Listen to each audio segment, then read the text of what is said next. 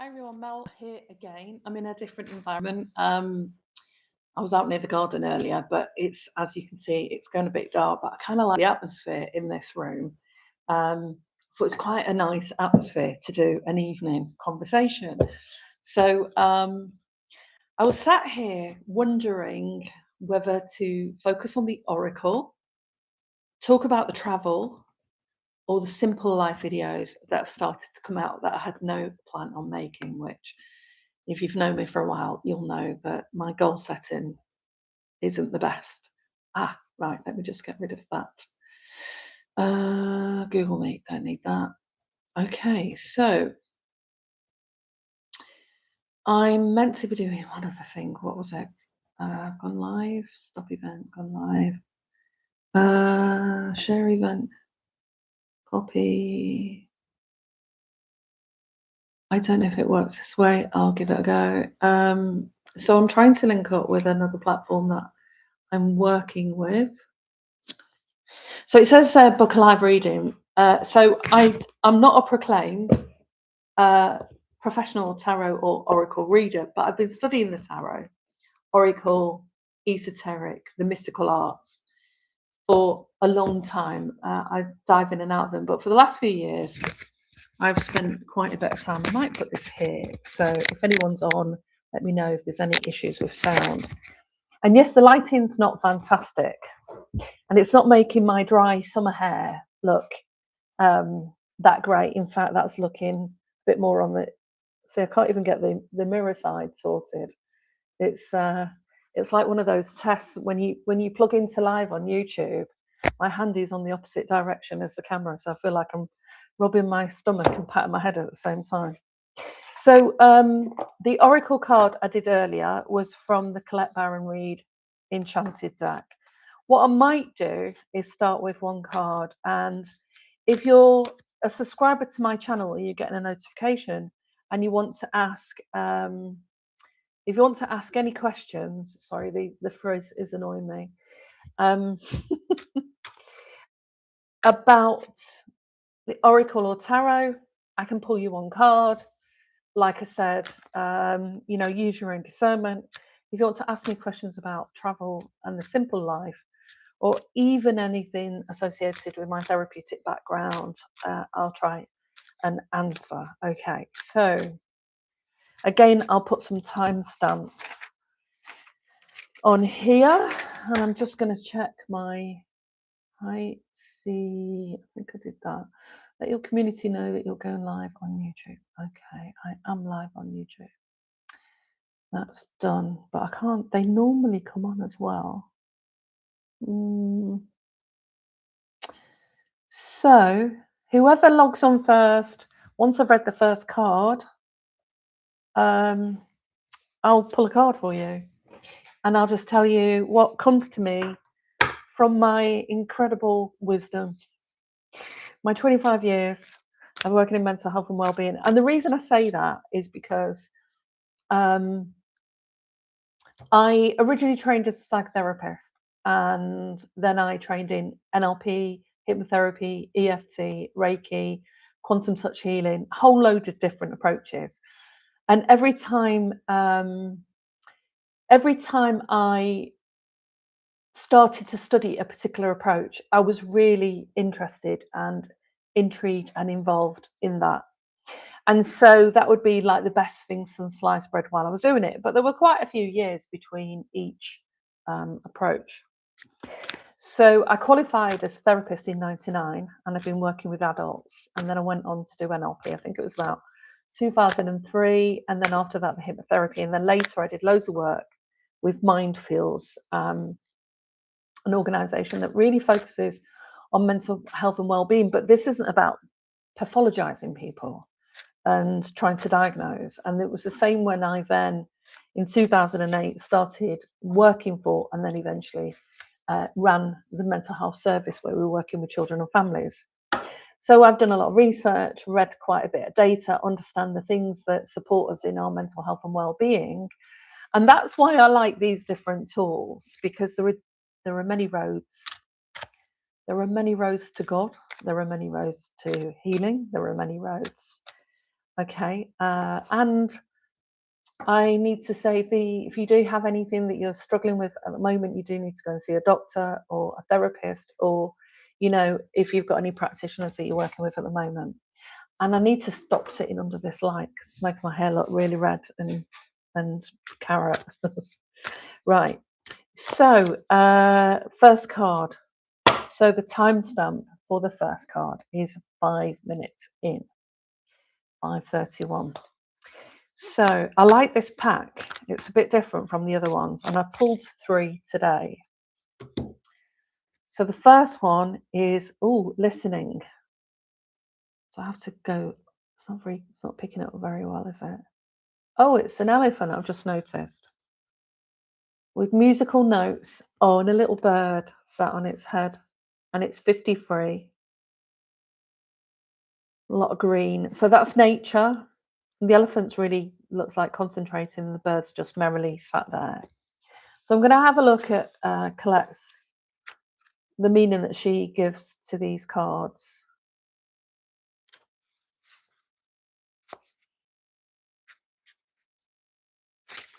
Okay, listening. When this card appears, you're being reminded that there is time to speak and time to be silent. Now is an occasion for listening, paying attention not only to what is being spoken, but also what is not being said in the moment. For the deeper message is not always obvious. Listen with your heart, not just your ears, and you will find clarity. Receiving the listening card is a fortunate sign, and that ensures the greater understanding of your circumstances.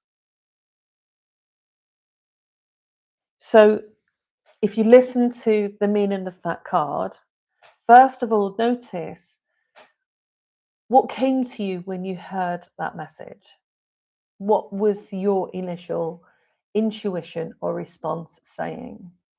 And then, for me to add, what I would say is, over the last few months, I was quite surprised, and I mentioned this on my session this afternoon, is I started scrolling a lot on Instagram. And initially, there were things capturing my attention. Of course, attention is the commodity, but they were interesting. There were DJs who were playing their tracks, mixing music. I've always liked music, and it was like my kind of music. There were people who were turning old clothes, old jeans, jackets into new items of clothing. There were women who were doing shopping hauls and trying on different outfits, and you know, they were good to watch. People who were redesigning their houses, and I enjoyed watching, tuning in. But anybody knows that you lose time when you're on. I don't really go on the other platforms. I go on YouTube because I don't get the ads, and I can watch I watch lots of long form. So I'm the person that will put it on, sit there and listen to it, make notes, or just reflect. So I prefer the long form on YouTube, and on the Instagram was these different people. They were so inspiring, and sometimes you think, oh, I'd really like to do that. Oh, where's my sewing machine? I'll get my clothes out. So it's inspiring in that way. But the problem is that your attention is drawn out of you, away from you. And listening sometimes doesn't mean the people that you're sat there with in that moment where you give them space to speak. It's about listening to yourself, to your breath, to the hum. There's a hum of the fridge in the background. The birds are on the bird feeder. It's listening to yourself. And the thing is, the more I spent time scrolling on Instagram, the more my attention was being drawn outwards, away from myself. And that's the thing. We at work all day, we might be driving all day, dealing with customers on a laptop, sending letters, emails, having meetings, and we're constantly bombarded with millions of bits of information every day. And the brain needs to rest. I started to notice what happened. I was doing these multiple courses because I could take in so much information years ago. used to read a lot and study and research and just kept on. And I started to notice my eyes would get really heavy, a bit like, when you've been driving for hours and you feel your eyes are going and you think, oh, I need to stop off soon and get some rest. And I started to experience that while I was sat watching these things, and I thought that's interesting. And it took a while to make the connection between when I don't do that at all. So I don't think I've scrolled at all today. I didn't do much yesterday because on this trip I purposely made a point um, of tuning in and putting the phone down, putting it in the corner to charge up, leaving it there, and focusing only on the small projects that I'm doing. So that card, listening, is the easiest way to start listening to yourself, even when you say, but I'm busy, I've got to go shops, do this, do that, is try and find that 5 minutes out. And there was a thing on actually was on Instagram a while ago. I think women and men started to notice their partners were sat in the garage in the car. They got home from work and they just wanted that defrag time, that time to wind down and before opening the door to especially if you've got children, to the pandemonium that can meet you. So that's the first card, listening. Okay, so I'm going to pull another card, and it's now 11 and 45 seconds, minutes in. Do you like the atmosphere?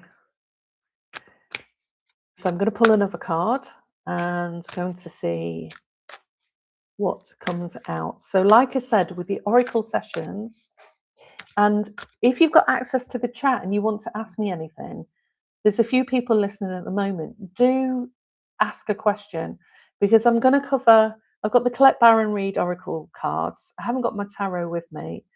I can pull a card and I can share the message, and you may or may not resonate. And I'll use the meaning that's in the book as well as what comes to me as a result of doing that. So that's how I've been approaching the Oracle. And actually, I want to do a chat one day about how I've been I nearly put that card back. Spirit of Place, interesting. Now that's a really beautiful card, but I don't know if the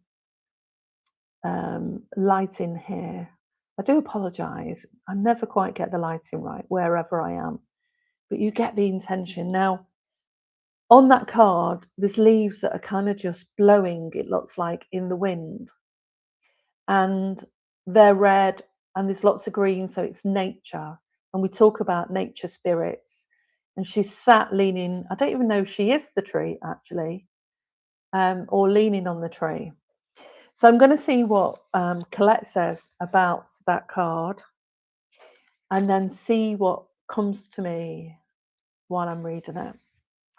So authenticity is the essence of power. So this is about authenticity. Our ancient ancestors believed that every place has a spirit looking after it, embodying it, just as we have a soul. The plants, the trees, the birds, the mountains, and rivers have their own essences. When the spirit of place arrives in your reading, it says that the answer to your query is an overarching theme of your circumstances. Is the question about struggle? The answer is to relax and let go of your need to control a situation. If your inquiry relates to finding love, then embody love rather than long for it. Once you find the essential truth that underlines your question, then name it. You'll discover the answer you've been seeking. The greatest power is your own authenticity. So it's a word that's bandied about quite a lot, actually, authenticity. And it's not always easy to work out what does that mean, because we all grow up in environments where ideas about the self, who you are, your role, gender, class, religion, race, there are messages about all of those things as we're growing up. So working out what your authentic self looks like, I'm going to just put it in here because I want to give the actual meaning of it. So authenticity is the quality of being real, genuine, and true to original source. But if you've grown up in an environment where you were encouraged to be anything other than you know, so if you felt happy and excited and you grew up in a depressive household, then you would have had to have played that down to some degree. If you grew up in chaos and drama, then you might have had to play things down to some degree. So it's easier said than done is to be your authentic self. So like now, am I being my authentic self? I think I am. Am I always authentic? No. And I'm in the business of personal development and um, therapy and well-being and helping people just see that there is sometimes something more than what they perceive there is right now, especially when they're in a place of distress or upset. And so it really depends on, there are some people who are masquerading, who pretend to be so much more than what they're not. Then that is a problem, but that's them, and we connect and align with different people. So that's the spirit of place.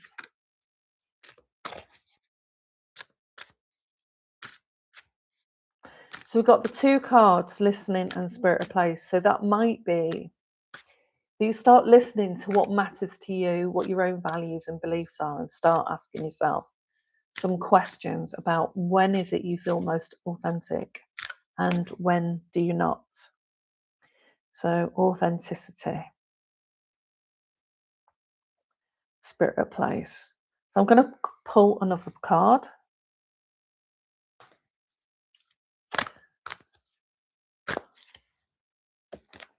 And it was 1702. Peaks of joy. Oh, that's a lovely card. Oh, it's a lot of red in that. So it almost looks like she's just jumping in her dance in full flow with a beautiful long sash on the red dress in total joy, and the number 33. So anyone that's into spiritual numbers will know that 33 is a divine number. So I'm going to give you the meaning of 33 meanings, spiritual meaning 33. Okay, so 33 represents the master teacher, the divine guidance and amplification of creative and spiritual growth. So when you're in flow, that's also when you've surpassed, interestingly, the conditioning, the things that get in the way of you feeling authentic and being authentic, and you start listening more to yourself, then the chances are that you start to master. And when we say master, it means that we can regulate our emotions. We can be aware of when something's upset us and reflect on that, process that in the moment, and it doesn't stay with us. And it doesn't mean to say we just go around telling everybody what we think all the time, because there's a element of discernment in what we need to be considering as well. So the peaks of joy means your life is filled with happiness, so share it with others. And even if you're not feeling that right now, it says that joy is yours today. No matter what your inquiry, you will be happy with the results.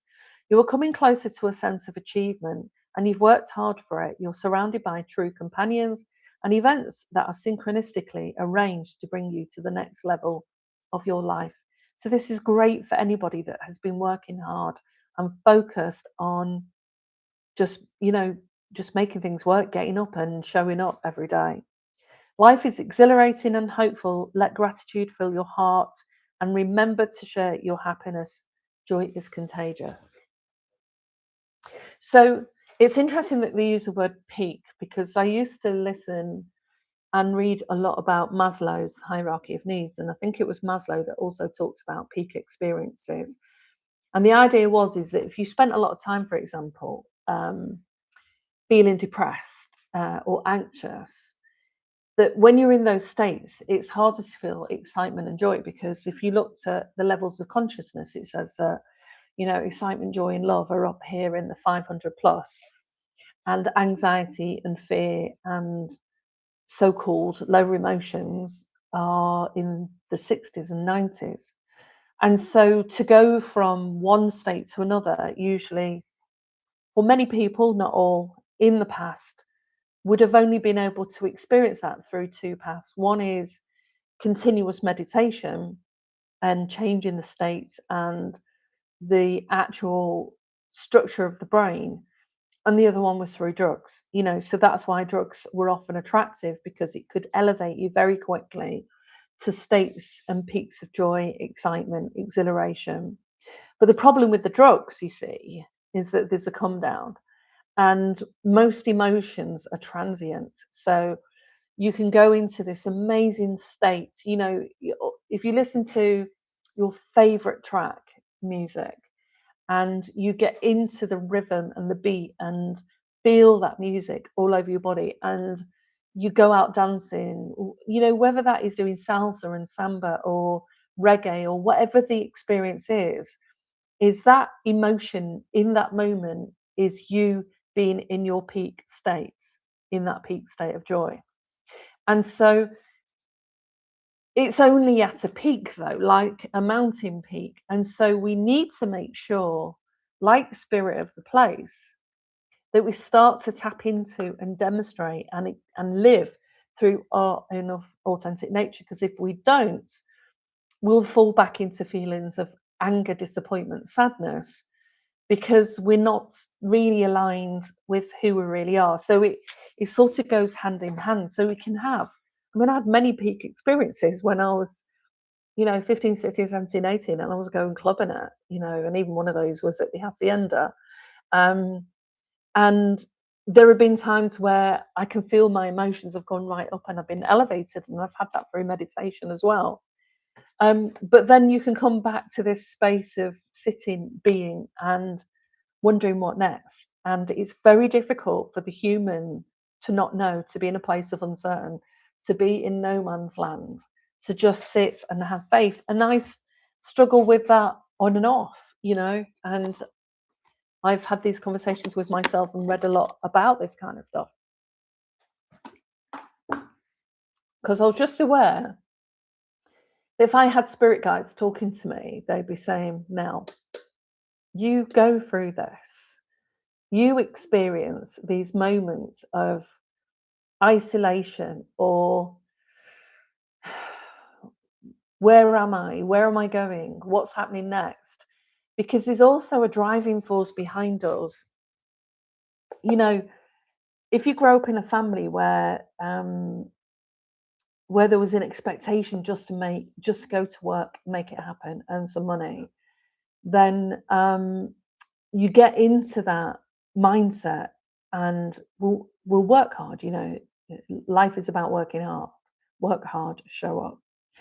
And when I started running the projects, mostly, no, I did it. Yeah, it was the projects. When I finished training as a therapist, I probably gave 200%. I researched, I read, I wrote, I did loads. And that was one because I was just really interested in this new subject, and I didn't enjoy school, but I enjoyed this new form of study. And then when I got the jobs, some of them were a little bit out of my experience. So I had to go and do some research and get involved in trying to understand how other people had tried to tackle the same problem. So I was working on some programs that were about preventing kids from being excluded from school, and they had transition programs. And the idea was is if you put in more support at primary school, they've got a better chance when they go to secondary school and they won't fall to the wayside. And so I did that work for a number of years, but I started off with these different ideas and hope that my involvement and interjection of ideas and facilitating groups and working with people one-to-one would make a massive difference. And it didn't make much difference. I know it was meaningful to several of the kids I worked with, and it was incredibly meaningful to a few. But in terms of the issue and the struggles that those kids already had, it would have been naive to expect that by that age, things were going to turn around quickly, because the other thing is we were drafted in like parachuters to go and run a project for 6 to 12 months, and going naively expecting that our input would meet the aims and goals of those projects. But by that age, what it taught me, because this is when I first started working, initially with 11-year-olds and then 10-year-olds. And what it taught me was that by 11, kids that grew up in families where there was drug addiction, alcohol abuse, any kind of abuse, and I'm talking about like high level in most cases, indifference in parenting, just really what we now may use in some professional circles, problematic, emotionally dysfunctional families. Those kids were already wired to survive those environments, and were doing their best to survive the environments of being at school. So your persona and your beliefs and values are created through the experiences that you have when you're growing up as a kid, that initially start out as being survival tools to help you navigate the place that you live, whether you've got siblings, what your mum and dad is like. And not in all cases, in some cases, that was the day-to-day experience of the kids. And in other cases, it fluctuated between them having happy times and really challenging, chaotic times. And I work with a lot of kids who came from those backgrounds.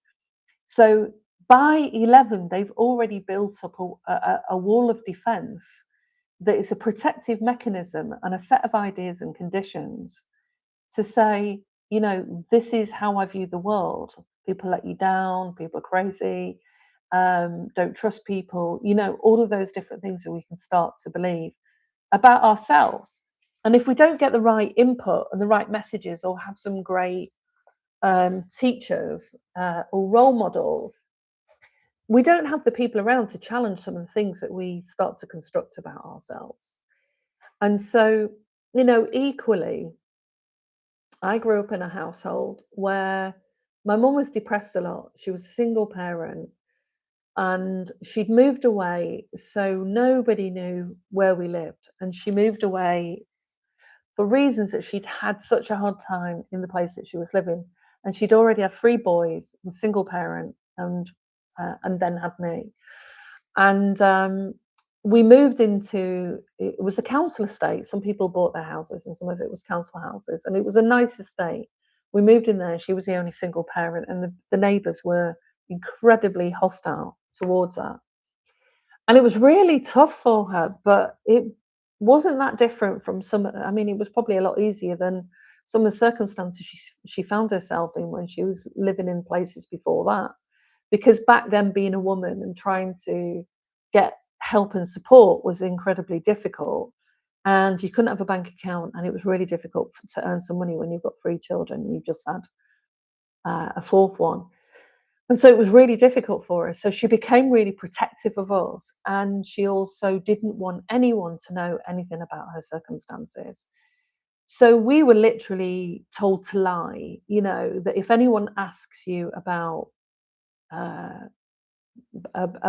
like your circumstances, you've got to say that I'm a widow. We couldn't say that she was divorced. You've got to say that there's only 3 of you, not 4, because nobody needs to know where the other brother is. And so I went to school with this fear of not being able to tell anyone anything, and I was quite a shy kid anyway. So already the messages that we receive about ourselves were, it's not safe. It was meant to be safe in the house, but it wasn't always, because my mum really struggled at times, and sometimes she was chaotic. So the energy in the atmosphere was problematic on and off until I got old enough. Like my brother, we spent a lot of time outside the house, as a lot of kids in the 80s did. And so the neighbourhood was tough on her, and it took a long time. And I don't think she ever forgot that the neighbours were really hostile. And that was, sadly, that's how it was in the 80s anyway, for anyone in those circumstances. So you can be isolated from your community or from your family. And these all form messages internally about how we see ourselves and how we think the world sees us. So I was shy, and if you my family was small, so I didn't really have enough people around me that were able to really challenge some of the ideas that I um, sort of absorbed, I guess, because my ideas of people and relationships weren't necessarily spoken about, but I had them. All of us do. We form friendships and relationships with people, and the ideas about those friendships and how people should be and how close we get or how distant we stay from people are all created through our early experiences of being in school, in our families, and the messages that we receive about ourselves.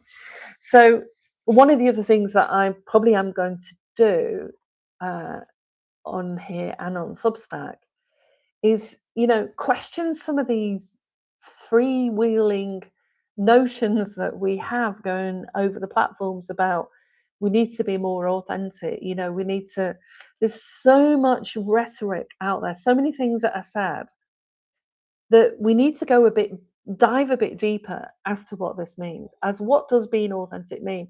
And can we be 24/7 authentic?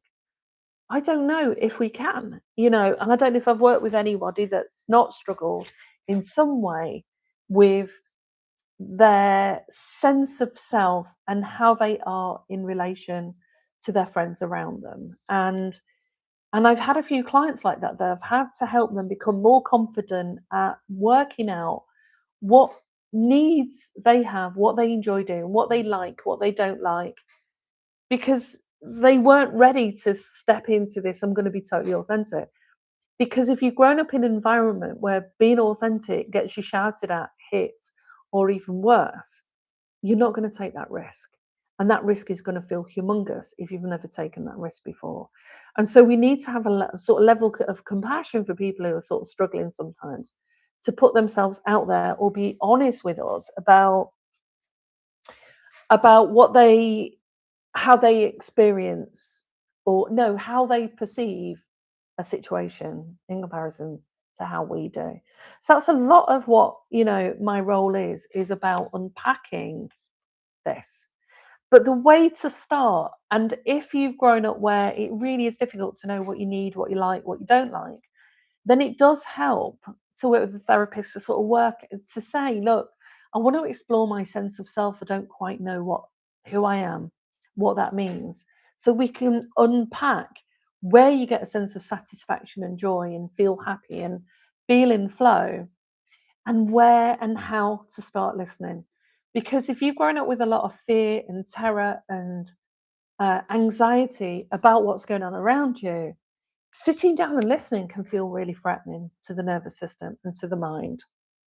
So, this idea of spirit of place, the more we sit and listen, and the more we just sit in nature, and the more we recognize that we can have, the lighting's terrible, I do apologize, these peak experiences, we also need to know, who are we when the peak descends? What do we go back to? And how do we sustain longer and longer this better sense of being satisfied or at peace with who we are? And that will vary depending on the job that we've got, what people say, what feedback we get, what our past struggles have been, how much confidence and courage we've got. And it just takes one step. So if you find that when you sit down and listen to yourself, you start getting agitated, but you're like, I don't know what she's talking about, is just enjoy doing nothing for 5 minutes and listen to your heartbeat, listen to your breath, just allow yourself to slow things down. And if you feel fear and anxiety rising, that can be a sign that your nervous system is a bit like, oh, I don't know, I don't know if I feel safe doing this. So just sit with that moment and take some deep breaths, because we need to give the brain and the nervous system the message that actually we're okay, unless you're not in the environment that you're in. We're safe and we're grounded. So that's the 3 cards for this oracle session.